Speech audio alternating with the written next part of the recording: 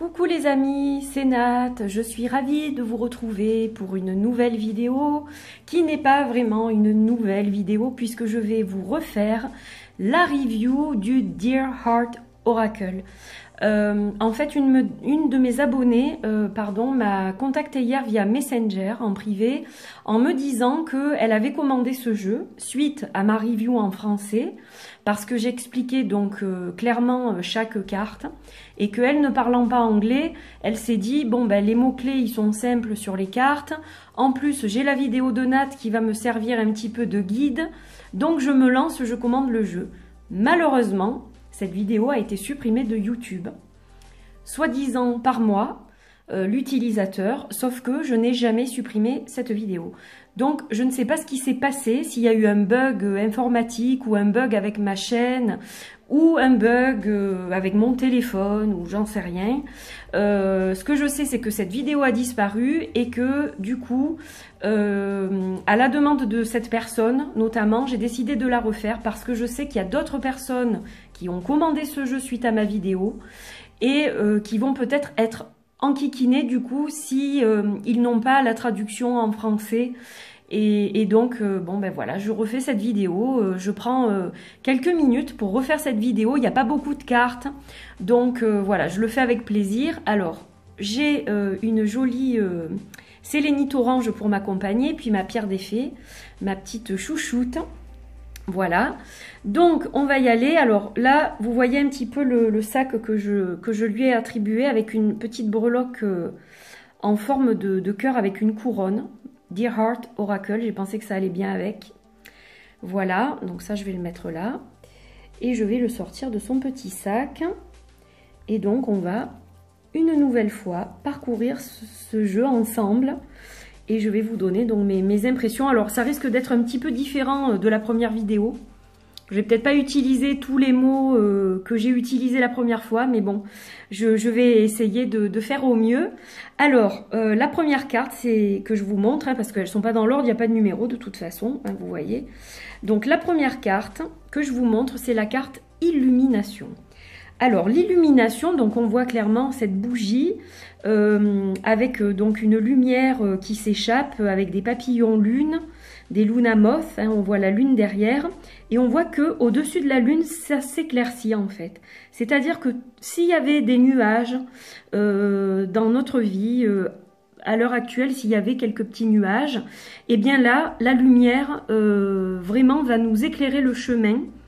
Et donc, c'est une carte que je vois positive, une carte d'éclaircissement un peu. Voilà, tout d'un coup, le chemin s'éclaire. S'il y avait des difficultés, elles se dissipent.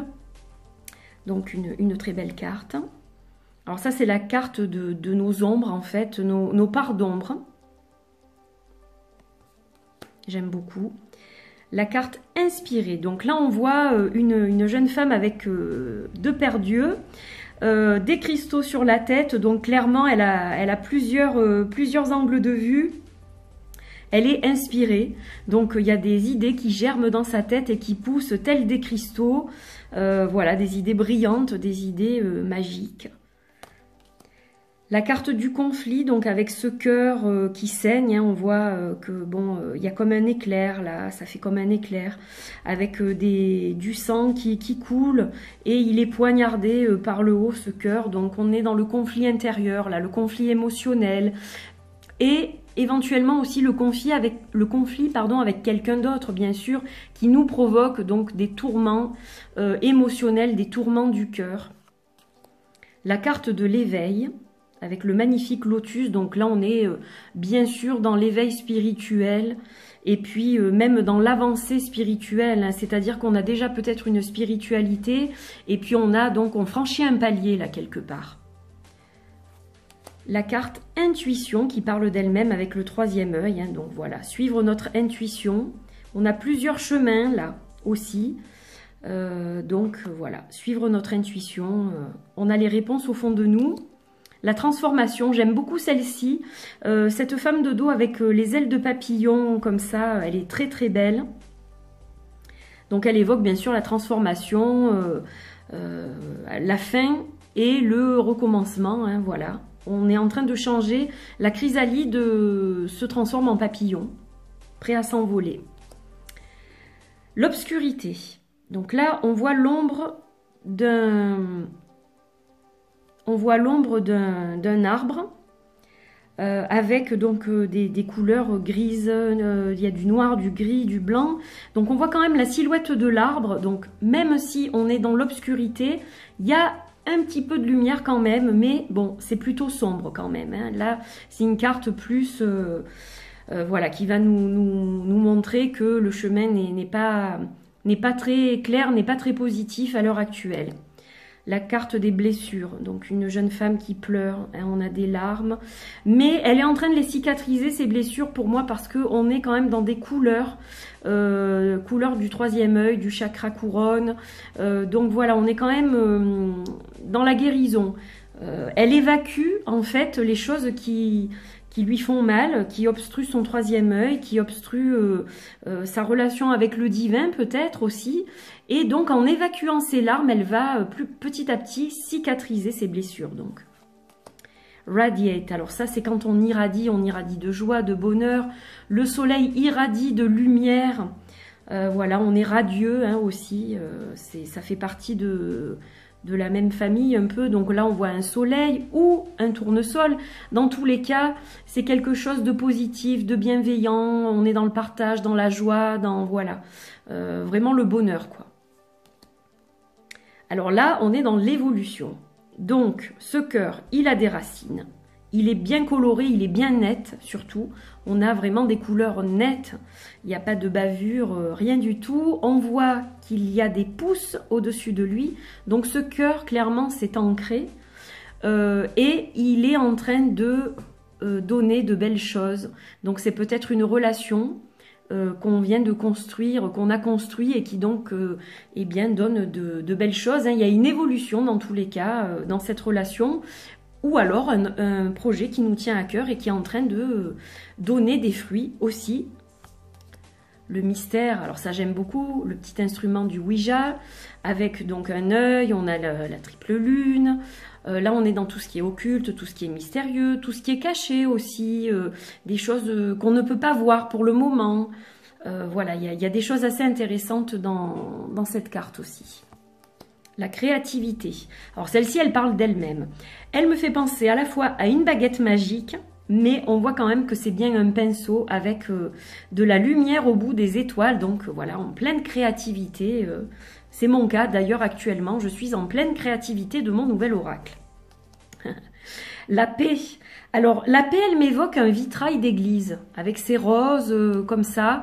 Je visualise un bouquet de roses qu'on aurait déposé peut-être au pied de la Vierge Marie pour justement demander la paix, être en paix, voilà, que quelqu'un soit en paix. Donc voilà, elle est très, comment dire, elle a presque une connotation religieuse celle-ci, et puis elle est très zen cette carte. La carte des rêves. Très belle aussi, hein. Donc là on a le cosmos, hein, quand on s'évade dans nos rêves, la nuit, donc écouter nos rêves, qu'est-ce que nos rêves nous apportent, qu'est-ce qu'ils nous amènent, et puis eh bien peut-être les rêves qu'on a aussi, quand on est éveillé dans la journée, hein, réaliser nos rêves. La protection, donc là c'est un cœur qui est barricadé, qui se protège, il a sûrement souffert ce cœur, donc il essaye de ne pas reproduire les mêmes erreurs. La sagesse, ça me parle avec le hibou. On voit la lumière au-dessus de lui, donc bon, ben voilà, hein. La lumière de la sagesse, il est éclairé, ce hibou. La lumière intérieure, donc ça, c'est ce qui est au fond de nous. Notre lumière à nous et qui irradie tout sur son passage, hein. Ça, c'est quand on est plutôt très bien. Le chercheur, donc celui qui est en quête toujours de quelque chose, de vérité ou d'autre chose, mais voilà, une quête, en tout cas. La retraite, donc un peu comme l'ermite, on se met dans son refuge, on s'isole un peu pour se ressourcer hein, à cette lune-là.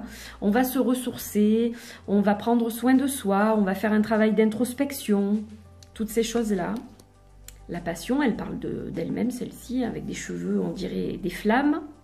Donc quelque chose qui nous enflamme, donc soit une relation, soit là encore un projet, avoir la passion de quelque chose, d'un sport, d'un hobby, hein, voilà. La carte du soin avec les cristaux, donc là ça parle tout seul aussi. Pourquoi pas se soigner avec les cristaux, hein? Alors, la carte du nettoyage, cleanse. Donc purification, là, hein, on vous dit, il faut se purifier soi-même, il faut purifier son espace de travail. C'est nécessaire pour un renouveau. La carte manifeste, donc là c'est quand on manifeste nos intentions. Quand elles sont pures, quand elles sont bonnes, quand elles sont vraies, on a évidemment beaucoup plus de chances que l'univers nous réponde de façon positive. La gratitude, ça parle tout seul. Le lâcher prise, là aussi ça parle encore tout seul. Voilà, quand on a besoin de laisser le mental de côté, les émotions, un peu tout, faire le vide, hein, tout simplement, pour repartir du bon pied. L'équilibre, l'harmonie avec la balance, aussi la justice, bien sûr, l'équité, voilà, que justice soit rendue. Et la carte des secrets, donc avec cette bouche close qui ne divulguera rien, bien sûr.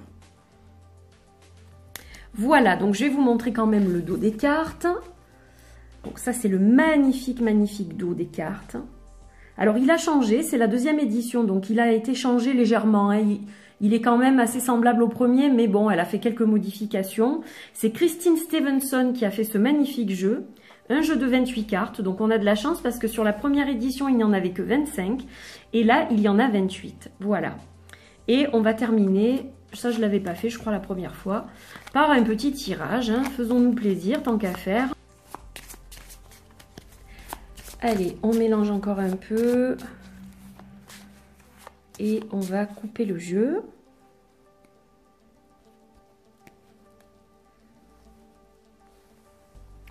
Et on va choisir celle-ci. Intuition. Suivre son intuition, c'est primordial, c'est important, ça c'est une évidence. Voilà, donc cette carte, elle parle toute seule, elle parle vraiment d'elle-même. Il faut écouter la petite voix intérieure qui essaye de nous guider, que parfois on n'écoute pas toujours. L'intuition, c'est important, il faut la travailler, il faut l'entretenir. Donc voilà, bichonnons notre intuition et suivons-la, écoutons ses précieux conseils. Voilà, j'espère que vous avez aimé cette nouvelle review du même jeu, hein, n'est-ce pas? Je vous fais de gros bisous et puis je vous dis à très bientôt pour d'autres vidéos. Portez-vous bien, bye bye!